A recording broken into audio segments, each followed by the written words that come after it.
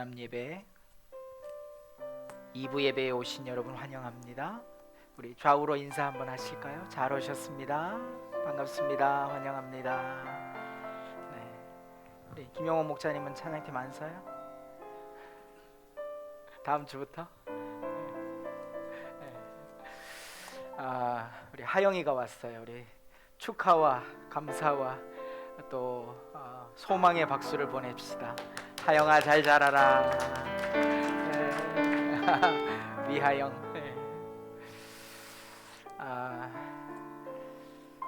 우리 사도신경 신앙고백 하기 전에 우리 잠시만 기도하십시다.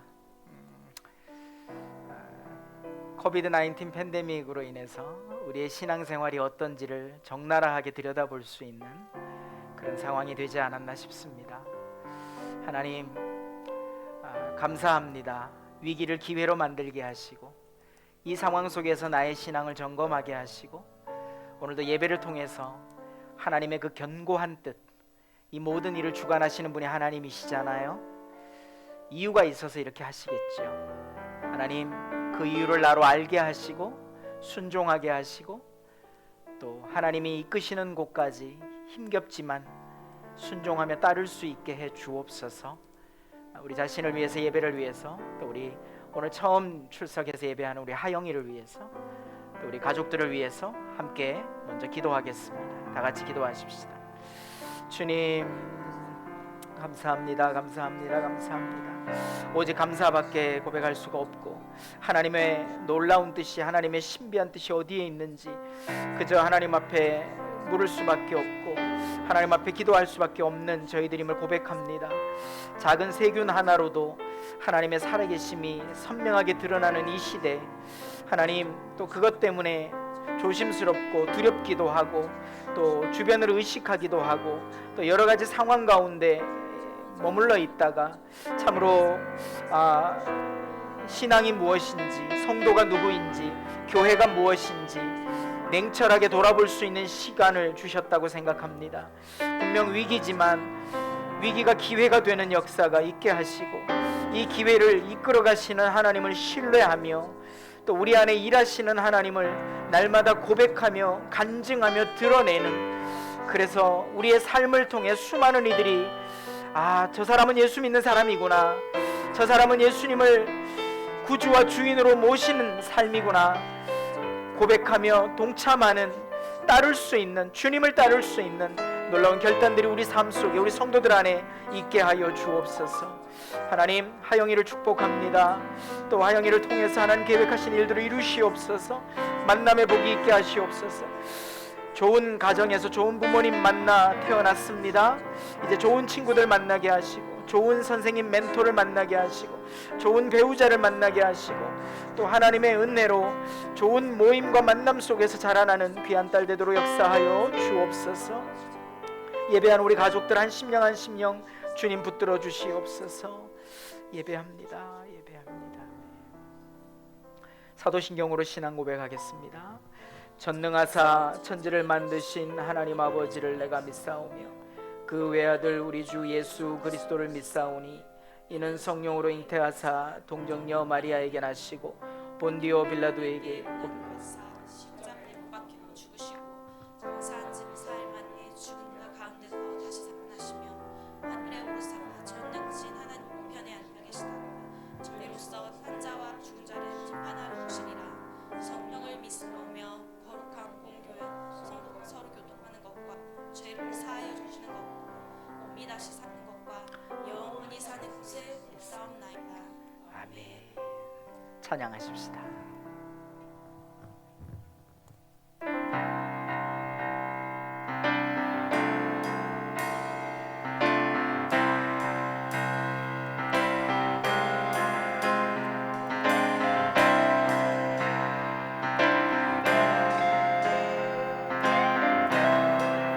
고백합니다. 주 예수보다, 주 예수보다 더 귀한 것은 없네. 이 세상 무기와 바꿀 수 없네.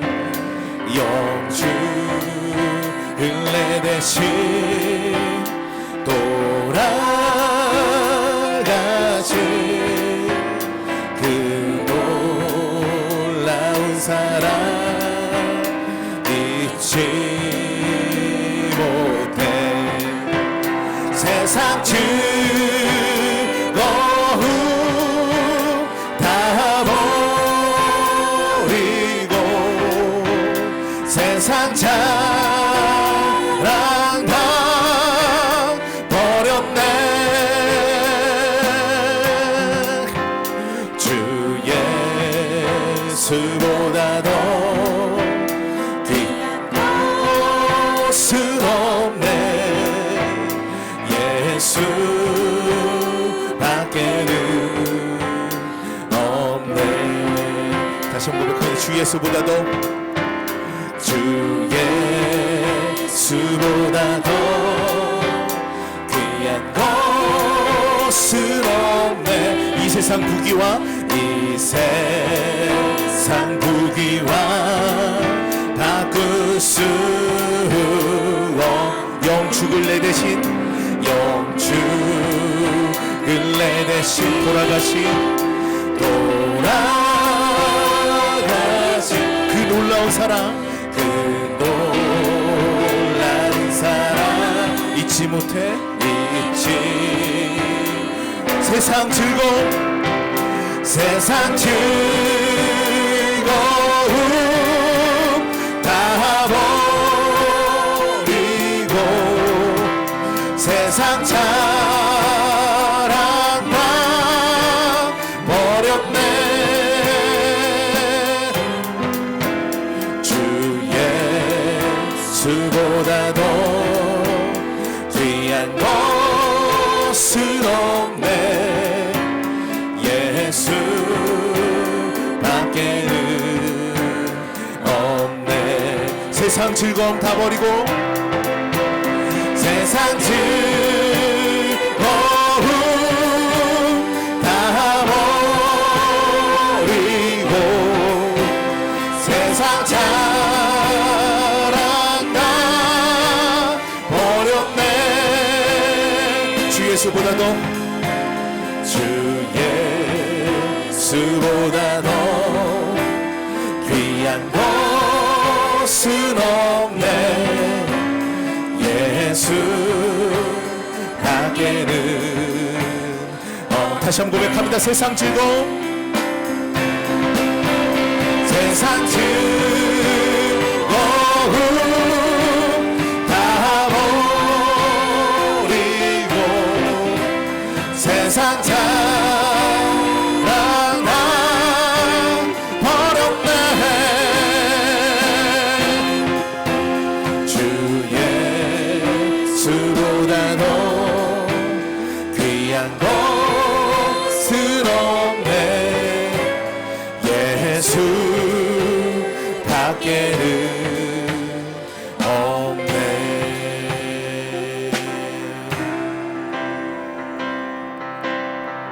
넘쳐나네 넘쳐나네 넘쳐나네.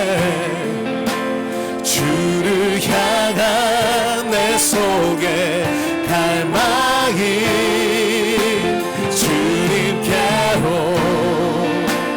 날 이끌어 주소서. 주님을 더 원합니. 넘쳐나네 넘쳐나네 넘쳐나네.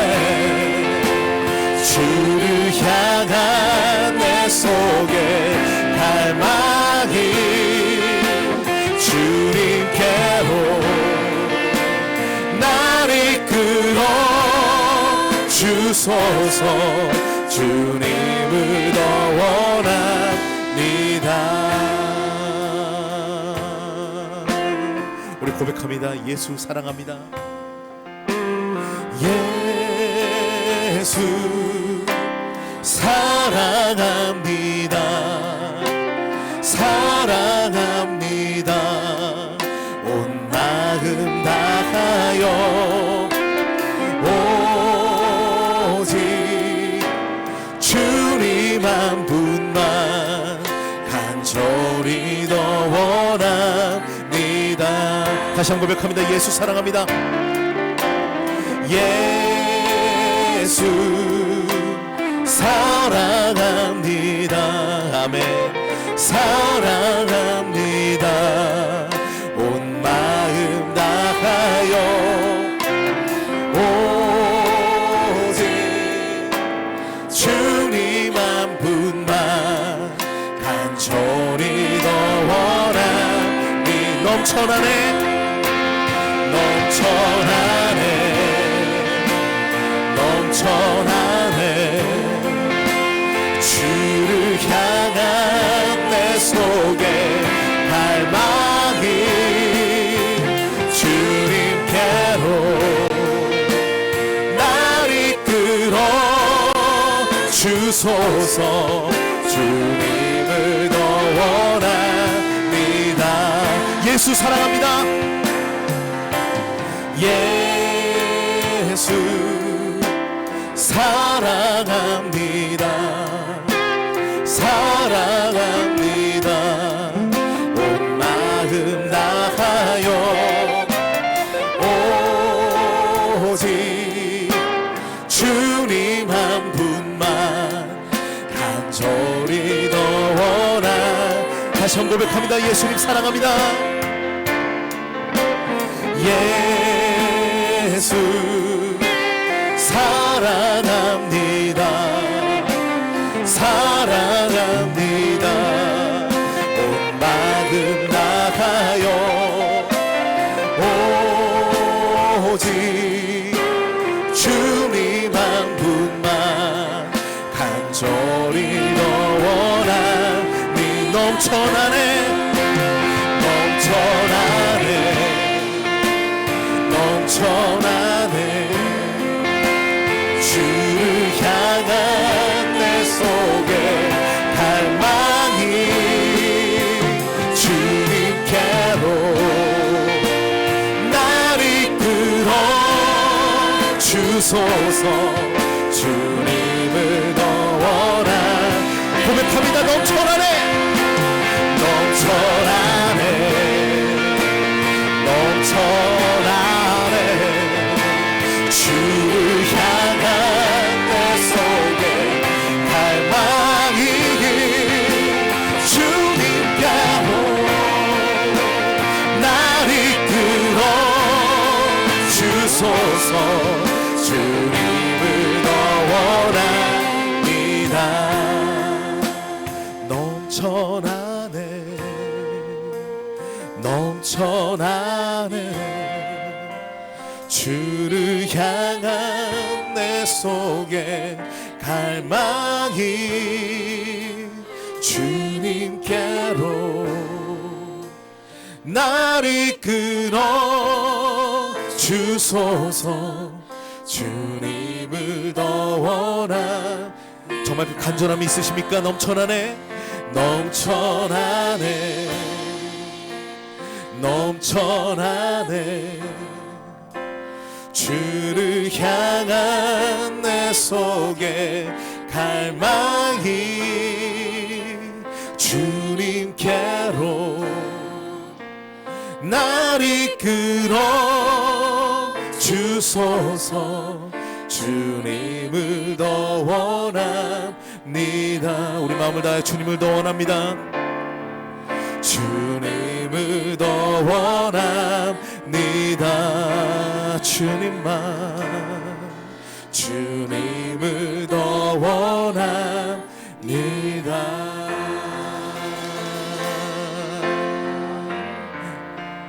이 세상 뭐 어떤 가치보다 귀한 주님께 영광과 감사의 박수 올려드립니다.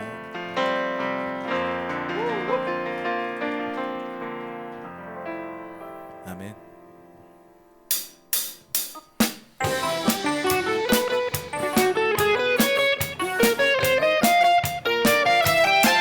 주 예수 기뻐 찬양해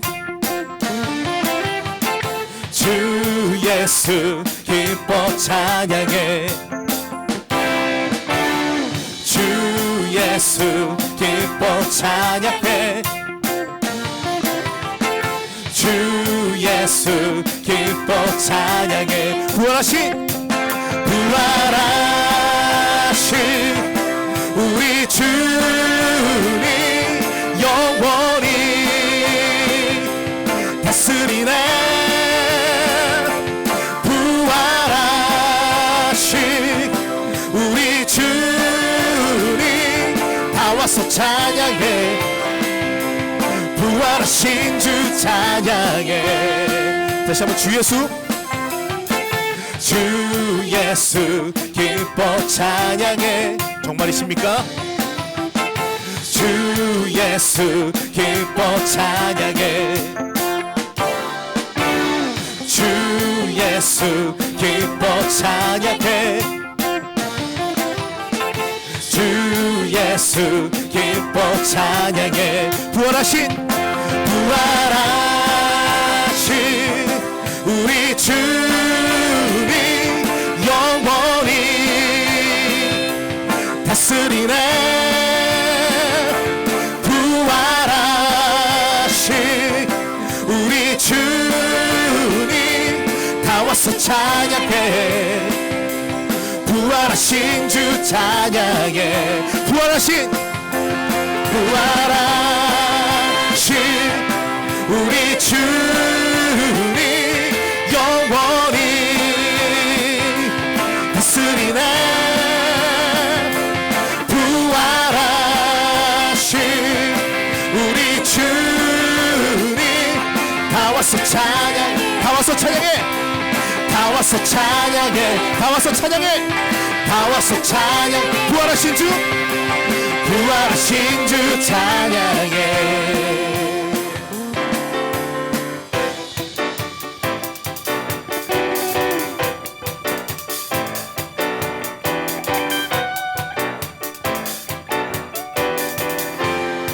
생명 주께 있네.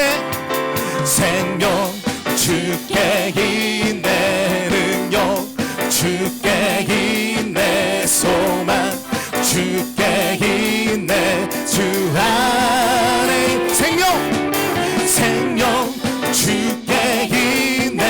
능력 주께 있네. 소망 주께 있네. 주 안에 있네. 생명 다해 주 찬양하리. 힘을 다해 주 찬양하리. 내 생명 다해 내 힘을 다해 모든 소망 주님께. 생명 주께 있네. 능력 주께 있네. 소망 주께 있네. 주 안에 있네. 생명 주께 있네. 능력 주께 있네. 소망 주께 있네. 주 안에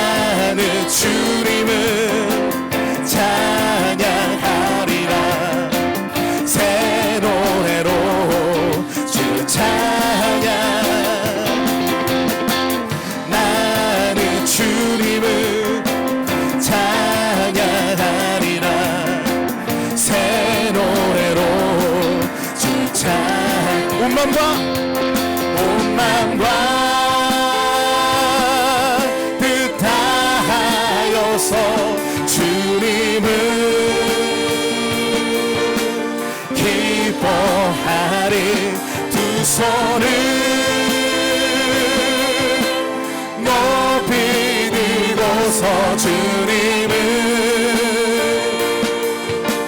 경배하리. 나는 주님을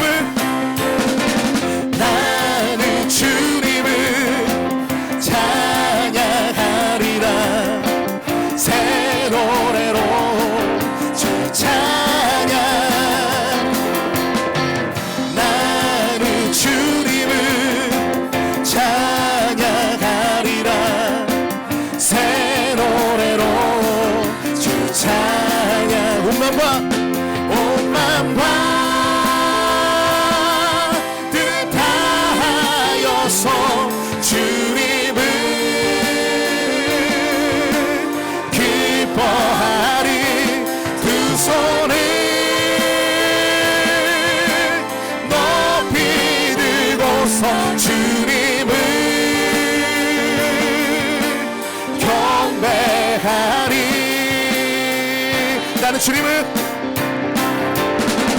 나는 주님을 찬양하리라. 새 노래로 주 찬양. 나는 주님을 찬양하리라. 새 노래로 주 찬양.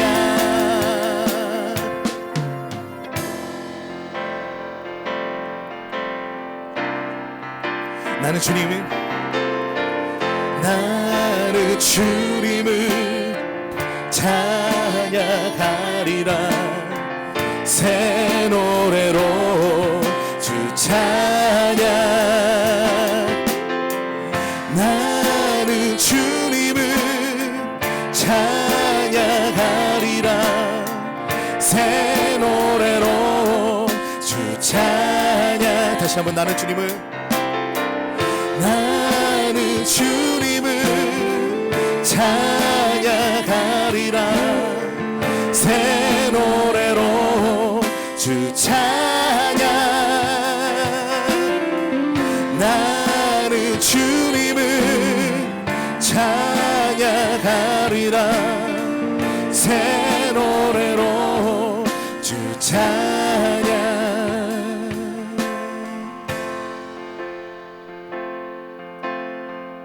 하나님의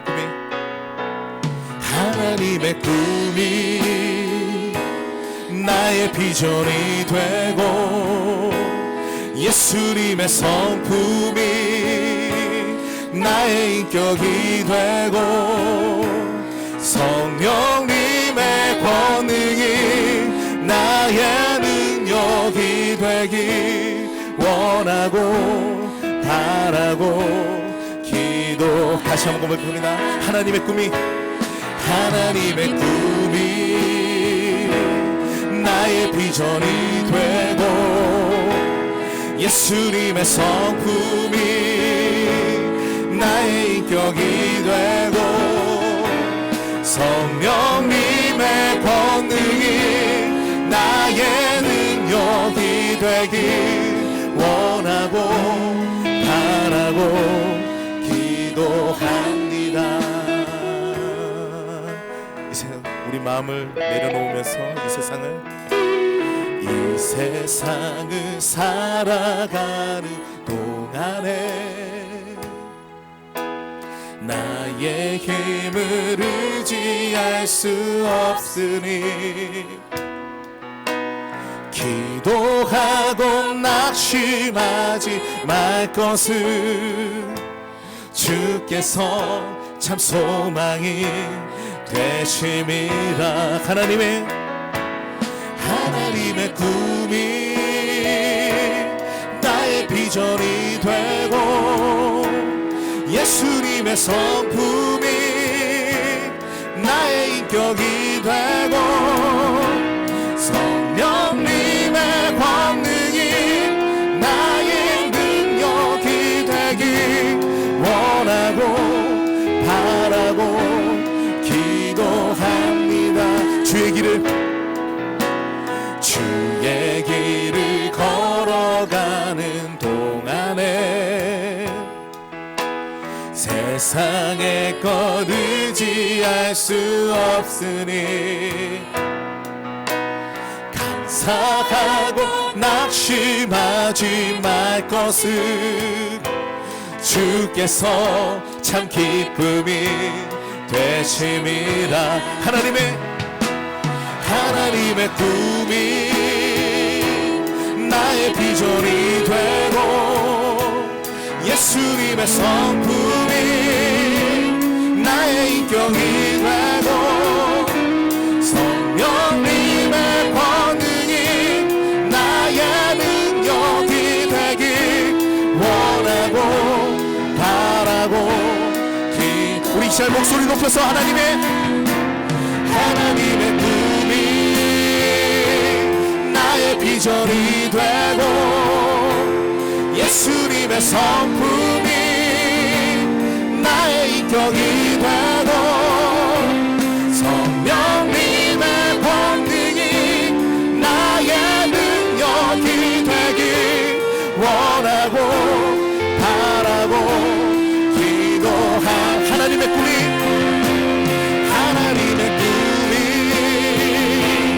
나의 비전이 되고 아멘.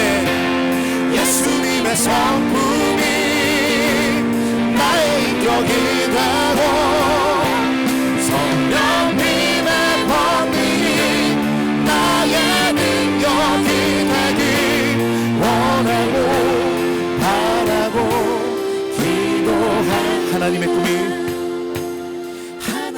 꿈이 나의 비전이 되고 예수님의 성품이 나의 인격이 되고 성령님의 권능이 나의 능력이 되길 원하고 바라고 기도합니다. 이 시간 우리 같이 기도하십시다.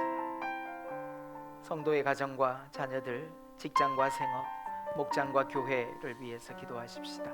우리 선교사님들과 선교지를 위해서 중보하며 기도하십시다. 그 각 곳에서 우리가 속한 곳에서 우리가 기도하는 분들이 속한 바로 그곳에서 예수님을 구주와 주인으로 영접한 삶이 드러나게 하옵소서. 하나님 나라 삶을 경험하게 하옵소서. 성경의 가르침에 순종하며 드린 11조, 어떤 상황에서도 감사하는 예물, 감동 주신 것을 흘려보내는 선교 헌금, 우리 하나님 앞에 정직하게 기쁨으로 드립니다.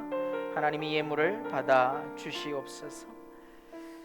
우리 같이 합심해서 또 가지고 온 기도 제목 가지고 간절한 마음으로 우리 함께 기도하겠습니다. 주님 감사합니다. 감사합니다.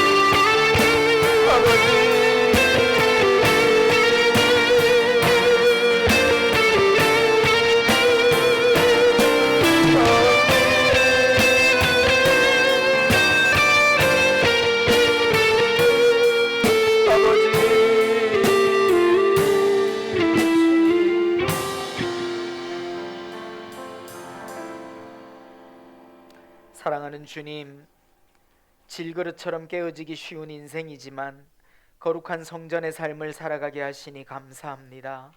오늘도 성전으로 살던 우리가 연합교회를 이루며 함께 모여 예배하게 하시니 감사합니다. 더 이상 코비드-19 팬데믹으로 우리의 믿음과 삶이 주춤거리지 않게 하옵소서. 주일 연합 예배를 통해 우리를 회복시켜 주옵소서. 성령의 강권적인 역사가 있게 하시옵소서. 주님의 놀라운 은혜를 물붓듯이 부어 주옵소서. 오늘도 말씀을 깨닫게 하시며 한 사람으로 시작된 하나님의 부흥이 우리 가정과 지역과 교회를 변화시키는 감동적인 역사를 체험하게 하옵소서. 교회가 교회를 세우는 기쁨이 넘치게 하옵소서. 교회가 수많은 교회들의 연합체인 것을 보게 하여 주옵소서.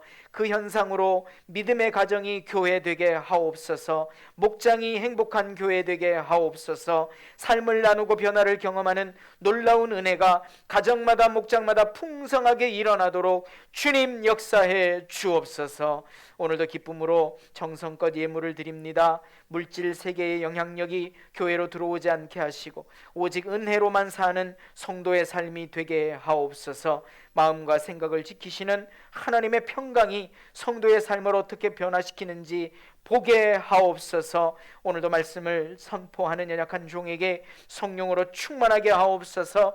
말씀을 나누는 사랑하는 성도들에게 들을 수 있는 귀를 열어주시고 온 마음을 다해 아멘 아멘 화답하며 하나님의 말씀대로 살기로 결단하는 시간이 되도록 주여 역사해 주옵소서. 감사드리옵고 예수님의 이름으로 간절히 기도드립니다. 아멘.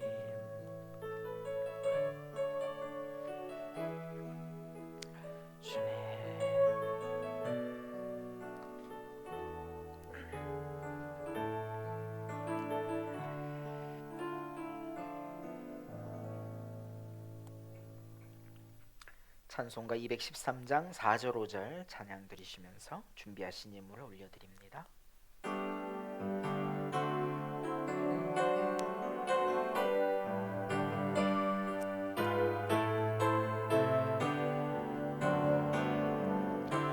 나의 보화 드리니 주여 받아주셔서 하늘나라 위하여 주 뜻대로 쓰소서. 나의 시간 드리니 주여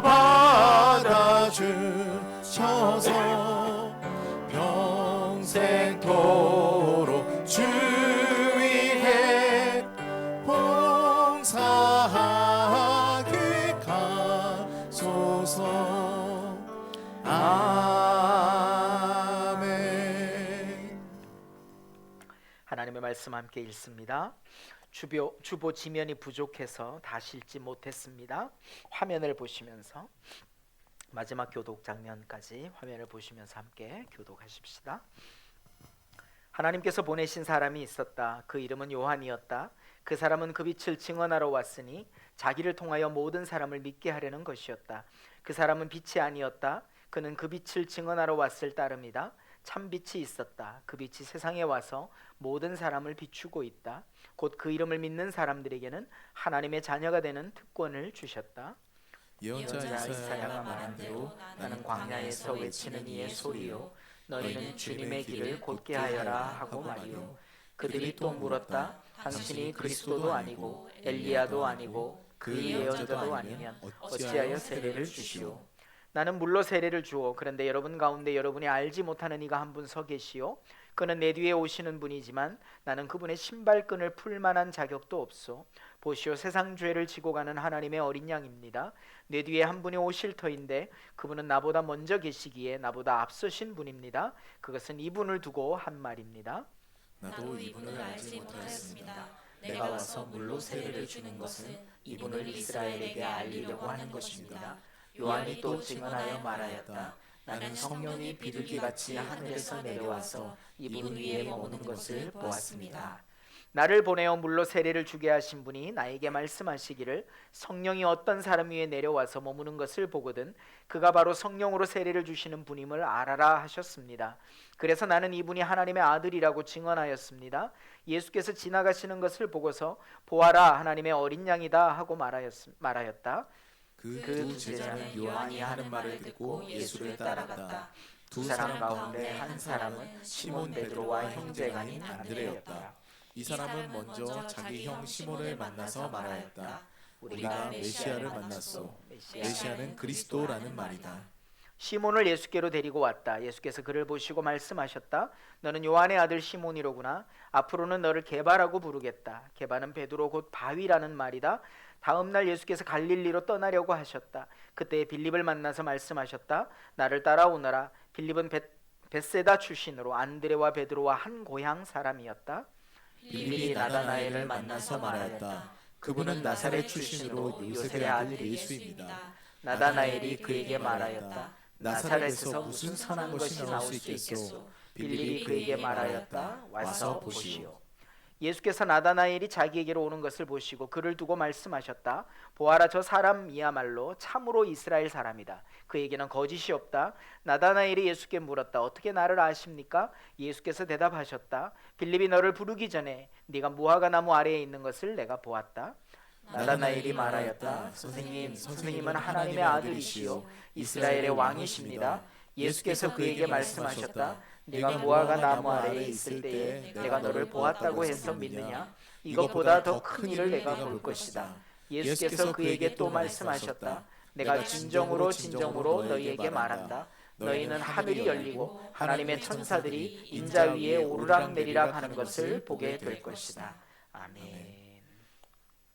우리가 누구인지 확인하십시다. 주님, 제가 예배자입니다. 주님, 제가 예배자입니다. 주님, 제가 헌신자입니다. 주님, 제가 헌신자입니다. 주님, 제가 전도자입니다. 주님, 제가 전도자입니다. 아멘. 그렇게 사시기를 예수 이름으로 축원합니다.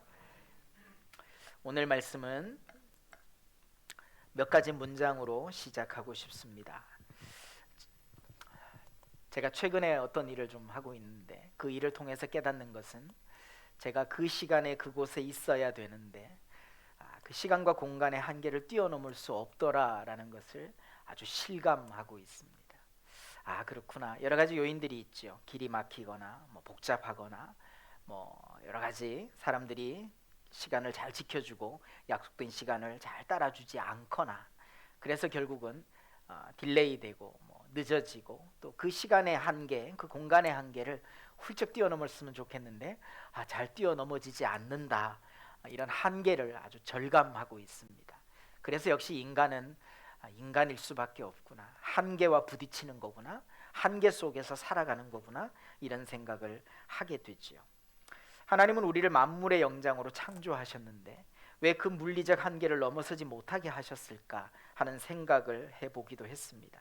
그러다가 깨달은 것은 우리에게 허락된 시간과 공간은 우리를 잘 살아가게 하는 환경이 아니라 바르고 깨끗하게 이끌어가야 할 순종과 헌신의 대상이다라는 것을 깨닫게 된 거죠. 왜냐하면 하나님은 이 세상을 우리에게 다스리라고 맡겨주셨기 때문입니다. 믿으십니까?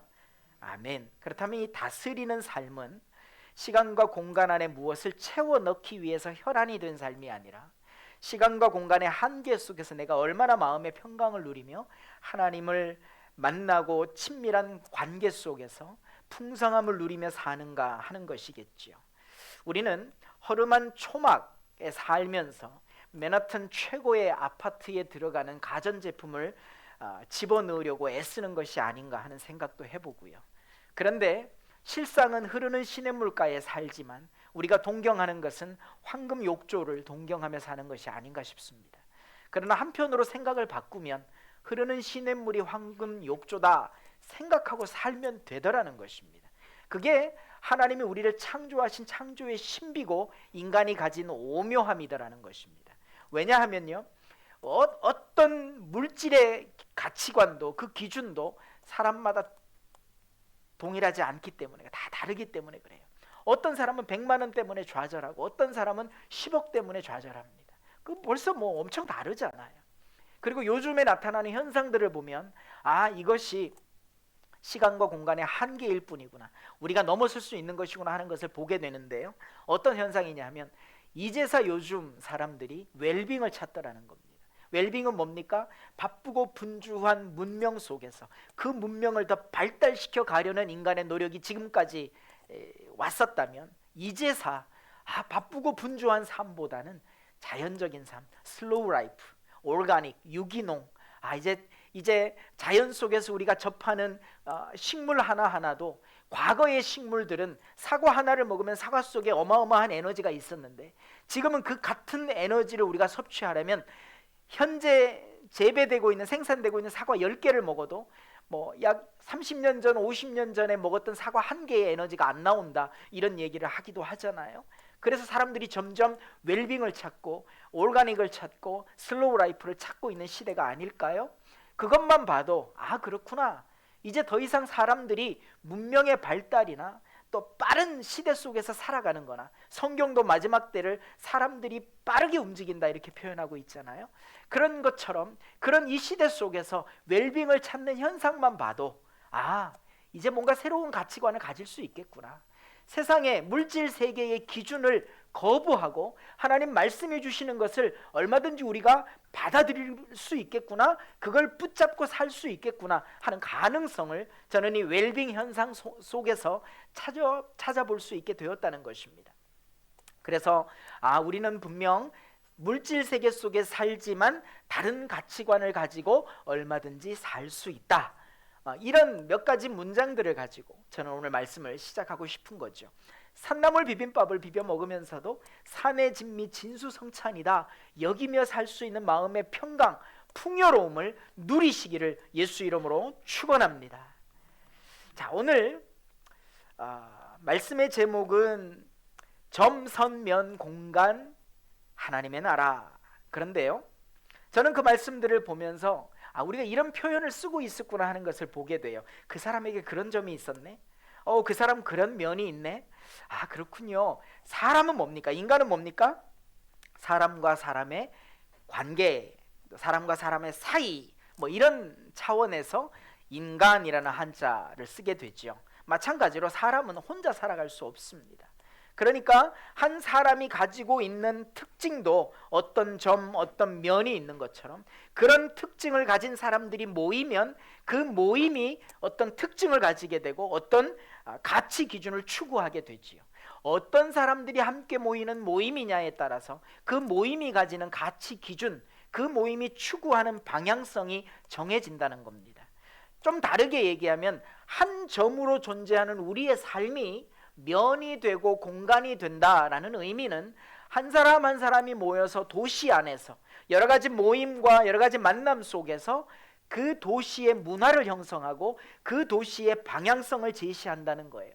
제가 오늘 이렇게 설교를 시작하는 이유는 두 번째 대지에서 도시의 개념들을 우리가 한번 점검해 보아야 할 필요가 있기 때문에 그랬습니다. 자, 말씀을 시작해 보실까요? 오늘 말씀의 제목은 요한복음 묵상 4번째 시간이고요, 점선면 공간 하나님 나라 공동체입니다. 하나님의 음성이 완전한 문장으로 들려지면 얼마나 좋을까요? 근데 그렇지 않을 때가 참 많습니다. 잘 모르겠어요. 어떨 때는 하나님의 뜻이 뭔지, 하나님이 뭘 말씀하시는지, 그리고 그걸 굳이 다 알아야 할 이유도 없다, 이런 생각이 들기도 하고요. 또 한편으로는 굉장히 신비롭게 하나님이 마게도냐로 가거라, 누구를 보낼 것이다, 네가 몇 시간 후에 누구를 만날 것이다, 굉장히 신비롭게 하나님이 이런 말씀을 우리 가운데 주시기도 합니다. 저는 목회하면서 또 신학을 공부하면서 그런 신비적인 현상들에 대해서 거부하지 않습니다. 저도 은혜를 체험했고 은사를 체험했고 저도 하나님의 그 권능, 능력을 가지고 사역했던 시기들도 있었기 때문에 그렇습니다. 그러나 그 신비주의에 함몰되면, 그 은사주의에 함몰되면 말씀의 기준이나 말씀의 중심이 없이 그 현상들만 주목하다 보면 한쪽으로 기울어진 잘못된 신앙생활을 할 가능성이 높습니다. 그래서 어떤 경우든지 하나님의 말씀, 또 그 말씀이 무엇을 의미하는지, 말씀이 가지라고 이야기하는 그 가치관, 그 말씀의 진리를 분명히 우리가 가지고 사회 현상 속에서 하나님의 신비적인 역사도 수용하고 하나님이 400년 동안 침묵하시면서도 하나님의 백성들을 이끌어 가시는 바로 그 하나님과 교제하며 하나님의 말씀 속에서 약속을 기다리는 오늘 저와 여러분 되시기를 예수 이름으로 축원합니다. 하나님이 선명하게 한 문장으로 딱 말씀해 주시지 않아도 우리는 한 사람 한 사람 속에서 하나님의 뜻을 발견하고 우리는 한 사람 한 사람 속에서 한 생명 속에서 하나님이 무엇을 말씀하시는지 보게 되더라는 것입니다. 저 사람을 보면서 하나님이 이렇게 감동을 주시는구나. 이 현상을 보면서 하나님이 이런 깨달음을 주시는구나. 이 상황 속에서 하나님이 이걸 깨닫게 하시는구나. 여러분, 이게 다 그 사람을 통해 보게 하시는 하나님의 섭리고 그 봄으로 인해서 하나님이 무엇을 말씀하시고 어디로 우리를 이끌어 가시는지를 깨닫게 되더라는 것입니다. 자, 하나씩 살펴보십시다. 첫 번째는 오늘 본문 속에 세례 요한이라고 하는 한 점을 통해서 전 세계 가운데 예수 그리스도가 드러나는 첫 출발점으로 400년의 침묵을 깨고 세례 요한이 놀라운 부흥을 일으키면서 예수 그리스도의 사역을 준비하는 그런 장면들을 우리가 지난주에 살펴봤습니다. 오늘은 또 다른 한 점으로 몇몇 제자들이 등장합니다. 오늘 이 장면은 예수님이 자기 제자들을 부르시는 장면이에요. 그런데 그 예수님의 12제자를 콜링하시는 이 장면 속에 등장하는 몇몇 사람들에게 저는 초점을 맞추어서 오늘 이 말씀이 우리에게 주시는 교훈이 무엇인가를 찾아보려고 하는 것입니다. 첫 번째 등장하는 인물이 안드레입니다. 안드레가 시몬을 예수께로 데리고 옵니다. 자, 이 과정 속에서 우리가 발견할 수 있는 건 소명이죠. 부르심입니다. 여러분, 우리가 부르심을 받아서 이 자리에 왔습니다. 지금까지 한국교회는 교회에 출석만 해도 놀라운 일이다, 대단한 일이다, 이미 당신은 구원받았다 이렇게 가르쳤습니다. 그런데 하나님은 교회에 와서 예배를 드리지만 우리 한 사람 한 사람의 마음 중심을 들여다보고 계십니다. 뿐만 아니라 꿰뚫어 보시는데 우리가 예배를 드리기 이전에 어디에 있었는지까지 다 보고 계시더라는 것입니다. 하나님이 우리 주님이 오늘 본문 속에 나다나엘에게 네가 무화과 나무 아래에 있었던 것을 내가 이미 보았다라고 말씀하십니다. 나다나엘이 어디 있다가 왔는지 이제 막 만난 예수님이 어찌 알겠어요. 그런데 예수님은 그것까지도 꿰뚫어 보시는 주님이셨기 때문에 나다나엘이 놀래고 이스라엘의 임금입니다라고 고백하기까지 했다는 거지요. 여러분, 안드레가 시몬을 예수께로 데리고 왔습니다. 시몬 베드로입니다. 예수님이 꿰뚫어 보십니다. 뭐라고 말씀하십니까? 바요나 시몬아. 바가 뭡니까? 누구누구의 아들, 요한의 아들 시몬아, 너를 개바라고 부르겠다.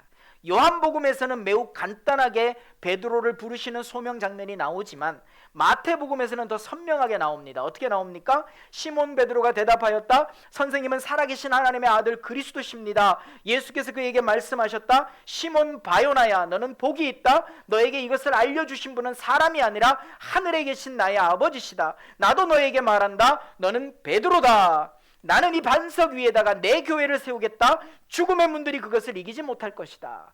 베드로의 신앙 고백이 반석입니다. 반석 위에 교회를 세운다. 신앙 고백 위에 교회를 세운다. 같은 신앙 고백을 가진 점들이 모여서 면을 이루고 공간을 이루고 교회를 세우겠다라고 하시는 말씀인 것입니다. 여러분, 같은 신앙 고백입니다. 같은 신앙 고백 가지고 내 몸이 예배의 자리에 나와 있는 것 이상으로 내 마음 깊은 곳에 주님이 나의 구주십니다. 나의 주인이십니다. 내 생각과 언어와 행동을 통제하시는 분이 내 의지나 내 자존심이나 내 경험이나 내 지식이 아니라 바로 우리 주 예수 그리스도이십니다. 아멘. 이런 고백을 가지고 나온 이들의 모임이 교회라는 것입니다. 이들의 예배가 하나님이 받으시는 예배라는 것입니다. 사랑하는 여러분, 이 신앙 고백 위에 교회를 세운다고 하셨으니 동일한 신앙 고백 가지고 양주 꿈찬교회를 세워드리는 오늘 사랑하는 성도들 되시기를 예수 이름으로 축원합니다. 어떤 반석이어야 됩니까? 모래 위에 지은 집은 무너져 내린다 그랬습니다. 모래 위에 짓는 건 어떤 겁니까? 그럼 어떤 것이 무너지지 않는 반석 위에 짓는 집이겠습니까? 말을 듣고 그대로 행하는 사람, 반석입니다. 말을 듣고 그대로 행하는 사람, 반석이지만 마태복음 7장 26절에 보니까 이 말을 듣고서도 그대로 행하지 않는 사람, 모래 위에 자기 집을 짓는다는 것입니다. 여러분, 무너질 수밖에 없는 구조를 가진 거예요. 무너질 수밖에 없는 한계를 가진 거예요. 무너질 수밖에 없는 결과가 이미 예비되어 있는 거예요. 내가 모래 위에 짓느냐 반석 위에 짓느냐 간단합니다. 과거 같으면 이 말씀을 가지고 여러분 목사에게 순종하세요 뭐 이렇게 설교했을지 모르지만 저는 그렇게 말할 자신이 없어요. 성경이 그걸 얘기하고 있는 것이 아니기 때문에. 오늘 성경 뭘 얘기하느냐? 주님께 바른 신앙 고백을 날마다 가지고 있는 거예요. 여러분 주님께 바른 신앙을 가지고 신앙 고백을 가지고 있는 사람들은 영적 질서 안에 있게 되는 겁니다. 그러니까 영적 질서 안에서 주님께 바른 신앙 고백을 가진 사람들의 모임이 교회 공동체가 되어야 한다는 것입니다. 믿으십니까? 그렇다면 그 부르심, 그 소명이 무엇인지를 봐야 돼요. 한 점으로 존재하는 우리 한 사람을 하나님이 부르셨다. 그러면 하나님의 계획은 뭐예요? 나 구원하시기 위해서. 나 마음의 평강 주시기 위해서. 나 성경 읽고 마음의 평안을 누리고 하나님이 공급하시는 어떤 힘으로 내가 살아가도록 하시기 위해서 하나님 나를 사랑하셔서 나를 부르시는구나. 아멘입니다. 그런데 문제는 거기서 끝나지 않는다는 거예요. 하나님께서 나 한 사람을 구원하시기 위해서 나를 부르셨을까? 여러분 성경의 수많은 구원자들의 모습을 보세요. 그 한 사람의 구원이 종결입니까? 그 한 사람의 구원이 역사적으로 결론입니까? 그런 적이 없습니다. 한 사람의 구원이 담고 있는 확장성, 복음은 다이너마이트예요. 폭발력이 있어요. 한 사람의 구원이 한 사람의 구원을 통해 수많은 변화들이 이어져 가고 있는 것을 봅니다. 여러분 지난주 세례 요한 이야기할 때도 보셨습니다만 어떤 부흥의 역사가 회개 없이 되고 어떤 부흥의 역사가 한두 사람 소수의 회개로 시작되지 않은 역사가 어디에 있습니까? 다 한두 사람의 회개로부터 시작된 것이 이 지구상에서 자료를 찾아서 얼마든지 꺼내 볼 수 있는 부흥의 역사의 공통점입니다. 여러분 그래서 한 점으로 존재하는 우리의 삶은 같은 신앙 고백 위에 있어야 하고 그 신앙 고백이 나를 한 사람 구원으로 끝내지 않는 것이 소명 부르심의 가장 중요한 성경의 핵심이다 라고 하는 것을 깨달으시기를 예수 이름으로 축원합니다. 그렇다면 그 소명은 뭐예요? 누군가에게 신앙 고백이 들려지도록 하는 거예요. 그게 소명이에요. 누군가에게 신앙 고백이 들려지도록 하는 겁니다. 내가 이렇게 예수 믿는다, 내가 이렇게 신앙생활 한다, 그게 사람들에게 비춰지고 보여지고 들려지고 나누어질 때 그것이 결국은 확장성인 거예요. 사람들이 볼 때 신기하거든요. 도저히 저렇게 살 수 없는 사람이 저렇게 산다? 왜 저렇게 살지? 예수님 때문이란다.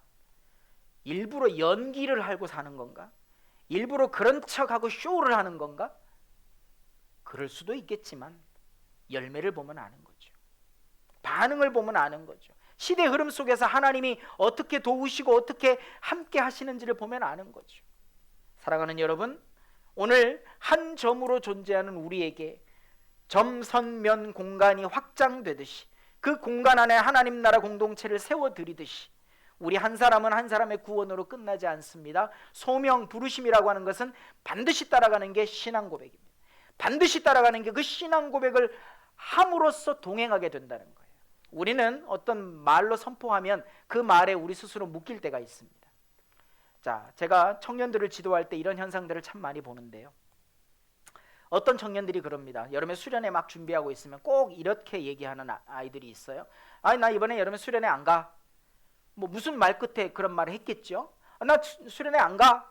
그러면요 참 희한한 현상이 뭐냐면요, 수련회 안 가라는 그 고백, 그 선포에 자기 삶이 묶여버려요.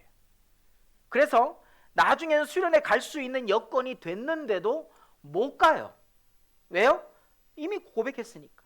여러분 고백의 힘이라는 건, 선포의 힘이라는 건 이런 게 있더라고요.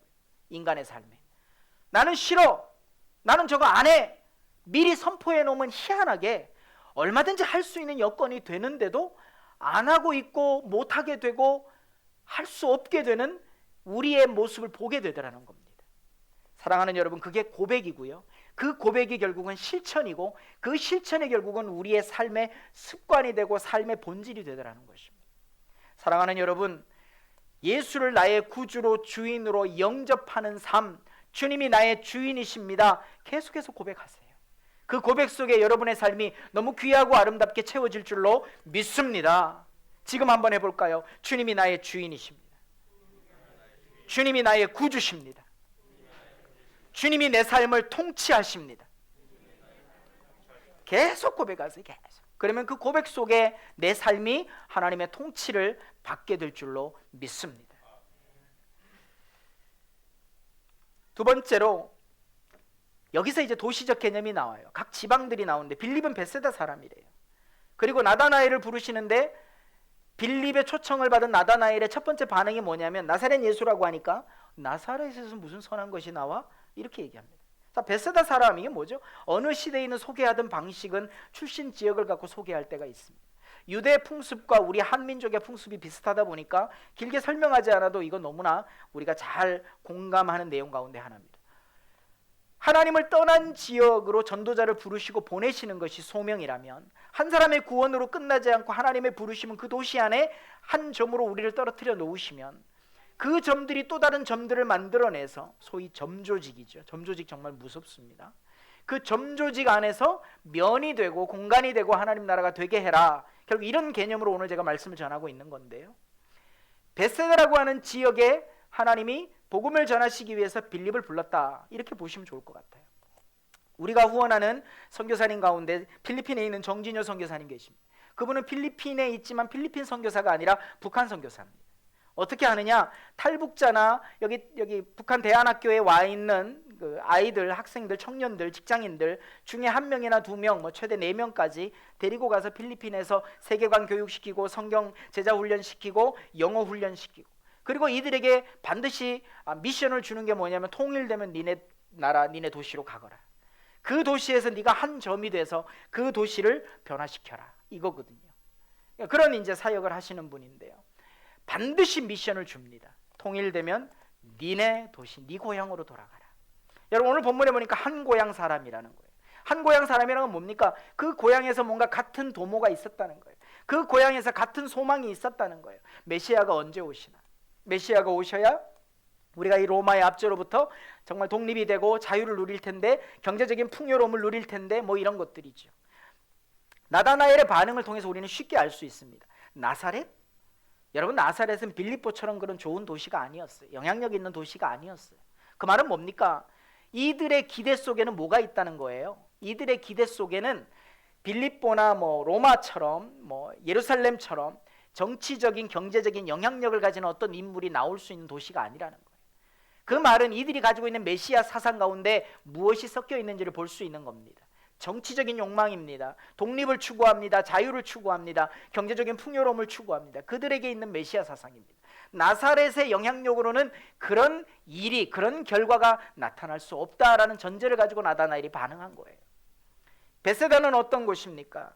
여러분 베세다는요, 마태복음 11장에 보니까 고라시나 너에게 화가 있다, 베세다야 너에게 화가 있다, 이렇게 말씀하시면서 두로와 시돈을 비교합니다.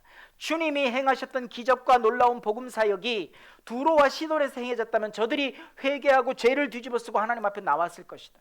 그 수많은 기적들을 보고 예수의 복음을 받아들인 너희 도시들은 아직까지도 악한 상태, 하나님이 없는 상태, 하나님이 없이 사람이 주인된 상태, 바로 그 상태를 가지고 살아가고 있구나. 비교하는 겁니다. 두로와 시돈은 어떤 곳입니까? 이사야 24장에 하나님이 세계 열방을 멸망시키고자 하시는 샘플로 등장하는 두 도시입니다. 사랑하는 여러분, 무엇이 악입니까? 한 사람의 악이 모이면 어떤 면, 어떤 공간, 어떤 도시가 됩니까? 하나님 없는 도시가 됩니다.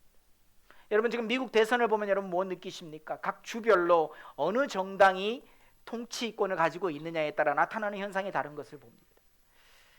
참 신기하고 놀랍더라고요. 사랑하는 여러분, 양주는 어떤 도시입니까? 악한 도시입니까? 선한 도시입니까? 아직 희망이 있는 도시입니까? 희망도 없는 도시입니까?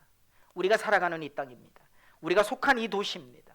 이 도시 속에 한 점으로 우리를 흩어놓으신 이유는 이 도시 안에 우리에게 오늘 이 제자들을 부르시면서 주님이 주시는 사명이 무엇인지를 보게 하시는 겁니다.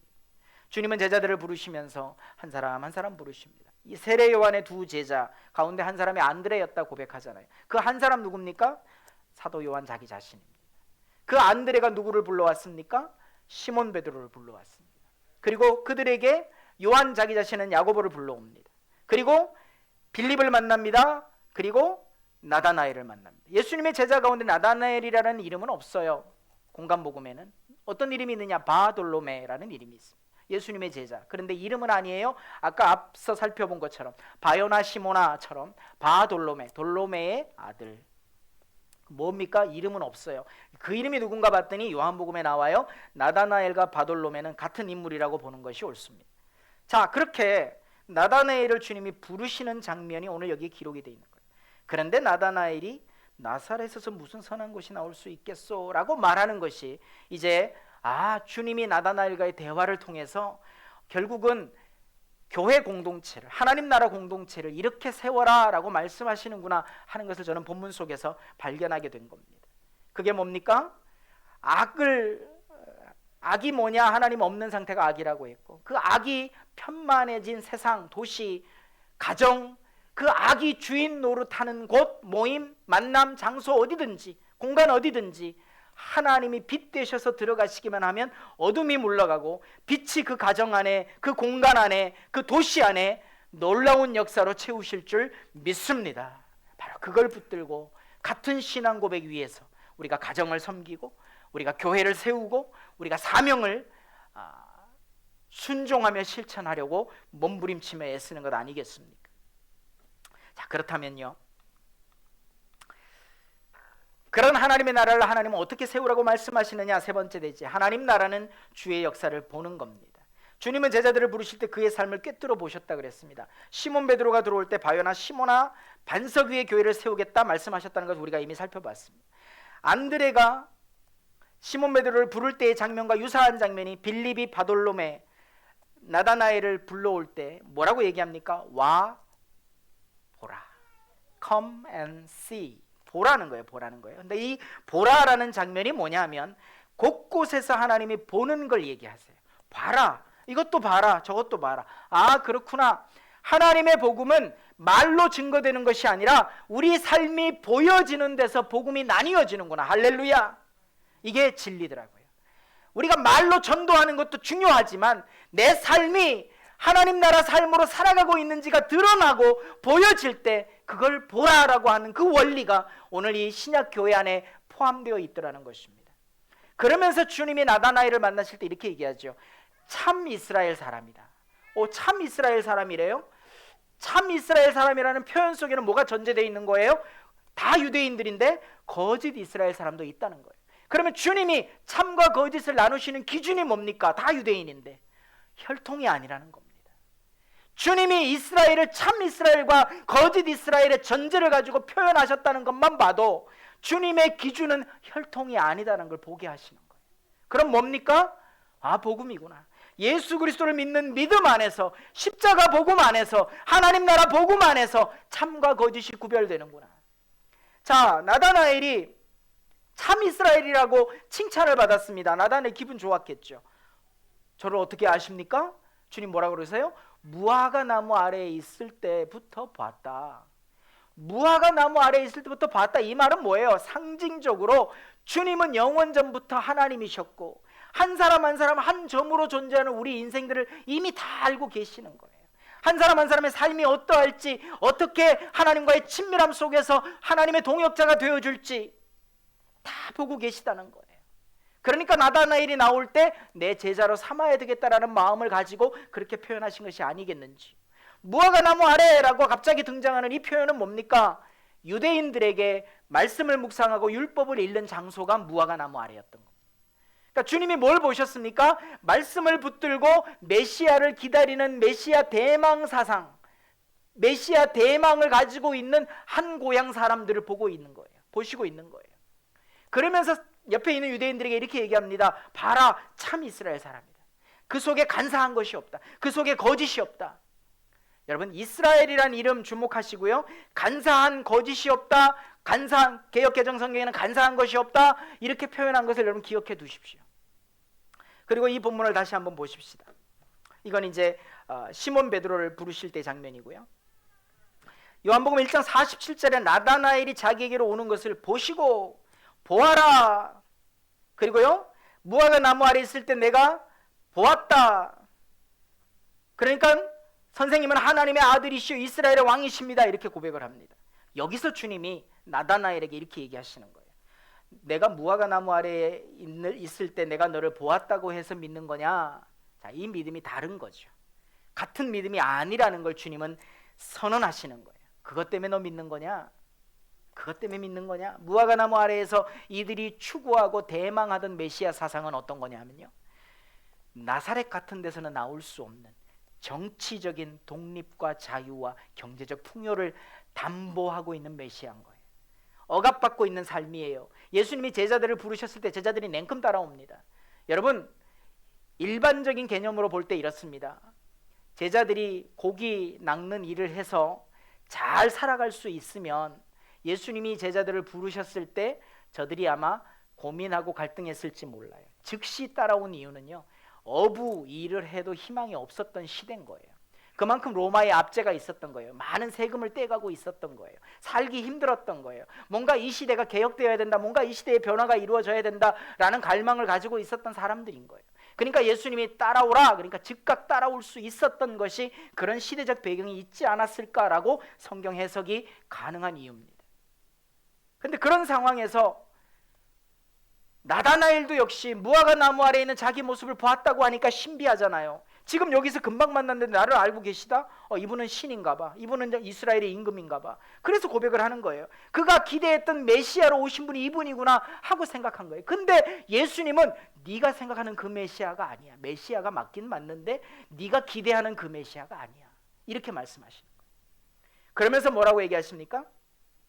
무화과 나무 아래 있을 때 내가 너를 보았다고 해서 믿느냐? 네가 더 큰 일을 볼 것이다. 더 큰 일이 뭐예요? 주님이 직접 말씀하십니다. 내가 진정으로 너희에게 말한다. 여기서 진실로 진실로는 뭡니까? 아멘 아멘. 예수님이 아멘 아멘 하고 선포하시는 게 뭐예요? 너희는 하늘이 열리고 하나님의 천사들이 인자 위에 오리락내리락 하는 것을 보게 될 것이다. 여러분, 천사의 등장입니다. 무슨 사다리처럼 무슨 돌계단처럼 하나님 베델에서 이렇게 천사들이 오르락내리락 하는 것을 보았다 그랬죠. 여러분, 어떤 장면이 생각나세요? 창세기와 연결됩니다. 요한복음이 창세기와 짝이 맞다 그랬잖아요. 여러분, 창세기의 말씀 가운데 어떤 장면이 나옵니까? 참 이스라엘의 이름이 누구의 이름이었습니까?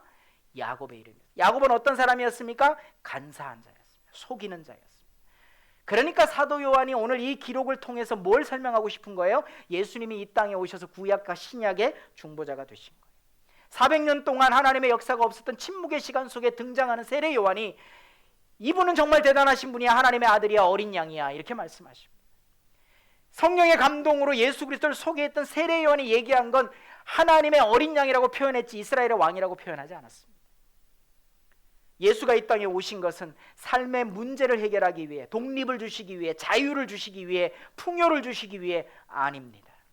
내 정체성을 바꾸시기 위해, 내 삶이 추구하는 방향성을 바꾸시기 위해. 할렐루야. 여기에 더 큰 아멘이 터져 나와야죠. 나다나엘이 추구했던 메시아를 우리도 똑같이 기대하고 있었다면 실망하실 거예요. 근데 나다나엘은 주님을 만나고 나서 내가 메시아 사상을 잘못 가지고 있었구나. 내가 예수를 구주로 영접하는 것이 풍요와 문제 해결과 기도 응답이 아닐 수 있구나 하는 것을 오늘 본문이 얘기하고 있는 것입니다. 참 신기하고 놀랍게 이런 유형의 설교를 하는 목회자들이 정말 많아졌어요. 교회들마다 코비드-19 팬데믹 상황을 겪으면서 무엇이 복음인지, 성경의 메시지가 도대체 무엇인지 찾는 사람들이 더 많아졌어요. 과거처럼 성경 한 절 읽고 축복받으세요 이런 설교가 사라지기 시작했어요. 할렐루야. 저는 매우 다행이라고 생각합니다. 여러분, 나다나엘처럼 그런 메시아 사상이 아니라 마음과 생각을 지키시는 하나님의 평강이 내게 임할 때 나의 구원으로 끝나지 않고 그 부르심은 교회를 이루는 부르심이다. 그것은 오늘 본문에서 보여주고 있는 것처럼 봐라 보게 될 것이다. 뭘 보게 된다고요? 천사들을 보게. 천사의 등장이 뭡니까? 왕의 등장이 천사의 등장입니다. 왕이 없는 곳에 천사가 혼자 나타나지 않아요. 그 말은 뭐예요? 천사가 누구 위에? 인자 위에, 본인 위에, 예수 그리스도 위에 오르락내리락 하는 것을 보게 될 것이다. 그러면서 오늘 본문이 어떻게 끝납니까? 요한복음 2장이 뭘로 시작합니까?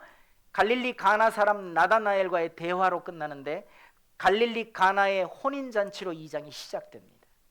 뭘 봅니까? 신비한 기적 가운데 천사들이 오르락내리락 하는, 진짜 메시아가 무슨 일을 하는 사람인지를 보게 될 것이라는 거예요. 진짜 예수님이 우리의 주인이 되시면 어떤 삶을 살게 되는지 보게 될 것이다. 할렐루야. 아멘. 깜짝 놀랐어요. 진짜 예수 그리스도가 우리의 구주시고 주인이시면 내 삶에 어떤 일이 일어날 것이다를 보게 될 것이다. 아멘? 아멘. 주님은 그걸 보라는 거예요. 그걸 보여주라는 거예요. 한 사람의 구원으로 끝나지 않아요. 부르심의 특징이에요. 신앙 고백이 있어야 돼요. 그 고백은 실천으로 이어져요. 나 안 할 거야, 나는 안 가, 나는 싫어. 그러면 그 말에 묶여요. 주님이 나의 구주십니다. 나의 주인이십니다. 나는 주님을 사랑합니다. 오늘도 우리가 찬양했던 것처럼 주님만 찬양합니다. 주님만 사랑합니다. 찬양하며 고백할 때 그 고백 속에 내 삶이 이어질 줄 믿습니다. 그게 교회가 되는 거예요. 사랑하는 여러분, 정확한 복음, 요한복음이 이야기하고자 하는 예수 그리스도가 누구신지, 이 시대 속에서 수많은 기도 제목을 안고 이 자리에 왔지만 결국 그 기도 제목의 응답이나 문제의 해결보다 더 중요하게 여기시는 주님의 마음은 우리 한 사람 한 사람 우리 중심에 있는 거예요. 이 현상은 앞서 말씀드린 대로 야곱이 본 현상과 똑같습니다. 환도뼈가 부러지고요. 여기서 환도뼈가 부러졌다는 것은 더 정확하게 표현하면 상징적일 수 있습니다. 생식기가 고장났다는 얘기입니다. 생명이 끝났다는 얘기입니다. 자기 힘으로 안 된다는 얘기입니다. 죽었다는 얘기입니다. 끊어졌다는 얘기입니다. 그리고 새롭게 주님이 살리셨다는 얘기입니다. 새롭게 세우셨다는 얘기입니다. 이스라엘입니다.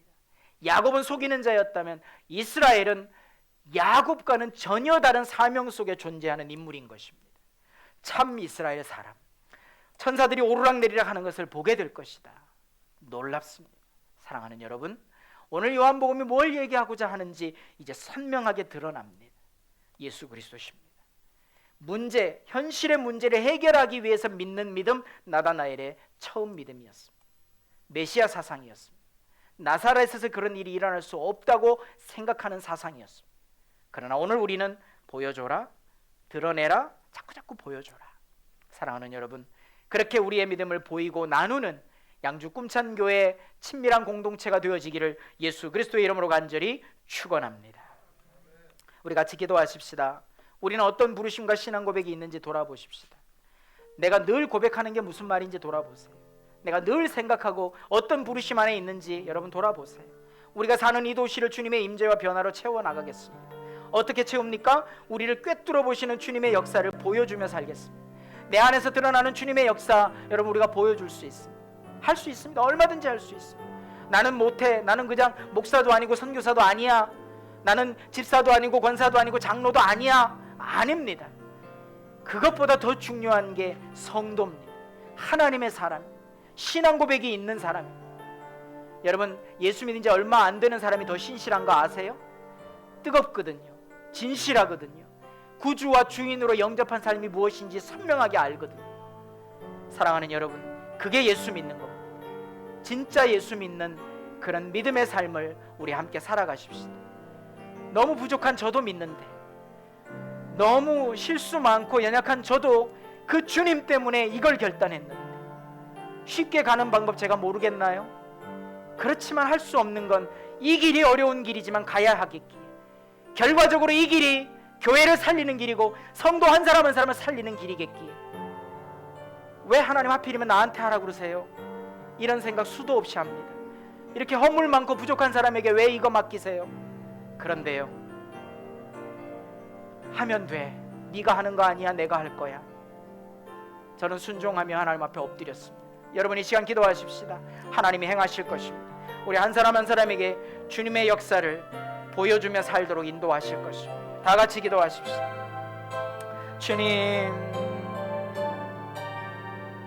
나다나엘의 메시아 사상이 아니라 예수님의 제자로 헌신했던 바돌롬의 나다나엘의 참된 믿음이 그 속에 있게 하시옵소서. 나중에 나다나엘은 온몸에 겁질이 벗겨져서 순교당했다는 기사가 있습니다. 기록이 있습니다. 또 나다나엘의 삶을 통해서 도시들이 회복되고 주님을 예수 그리스도로 영접하는 삶들이 이어졌습니다. 하나님, 성경이 무엇을 이야기하는지, 성경의 복음이 무엇이 핵심인지, 그저 우리가 복받고 편안하게 잘 사는 것이 복음이 아니라 주님과 동행하는 것이 복음이고, 날마다 작은 간증 짧은 간증 신앙 고백 위에 사는 것이 교회로서의 우리의 삶입니다. 성전으로서의 우리의 삶입니다. 신앙 고백이 없는 삶 위험한 삶입니다. 신앙 고백이 있는 삶 살게 하여 주옵소서. 하나님, 그런 삶 살게 하여 주옵소서. 우리는 누구나 다 잘할 수 있습니다. 얼마든지 할 수 있습니다. 저도 하는데, 연약한 목사도 하는데, 허물 많은 목사도 하는데, 우리 성도들이 왜 못합니까? 잘할 수 있습니다. 보여주고 나누어주고 가면 쓰지 않고 하나님 앞에 나와서 진실되게 나누고 내 삶을 주께 올려드리고 서로 의지하고 격려하고 칭찬만 하고 축복만 해도 부족한 짧은 시간인데 우리가 얼마나 잘났다고 누구를 가르치겠습니까? 하나님, 그렇게 칭찬하고 격려하고 존중하고 배려하고 순응하며 영적 질서를 따를 때에 하나님, 그 속에 교회 공동체가 귀하고 아름답게 세워지는 놀라운 은혜를 부어 주시옵소서. 우리 가정이 그런 하나님 나라 되게 하시고 남편과 아내의 관계가 하나님 나라 되게 하시고 사랑하는 자녀들과의 관계가 하나님 나라 되게 하옵소서.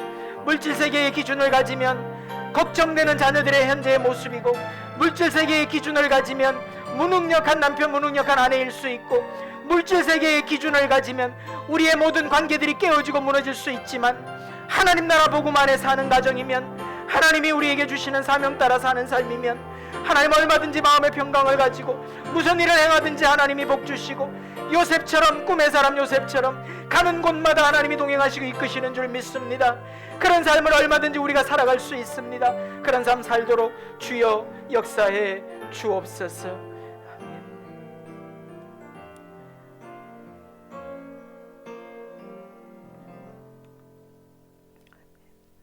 여러분은 꿈찬 교회 성도이며 하나님의 기쁨입니다. 다시 가정과 일터로 돌아갈 때 로마서 12장의 말씀을 기억하십시오. 사랑에는 거짓이 없어야 합니다. 형제의 사랑으로 서로 다정하게 대하며 존경하기를 서로 먼저 하십시오. 소망을 품고 즐거워하며 환난을 당할 때에 참으며 기도를 꾸준히 하십시오. 서로 한 마음이 되고 교만한 마음을 품지 말고 스스로 지혜로운 척 하지 마세요. 할 수 있는 대로 모든 사람과 더불어 화평하게 지내십시오.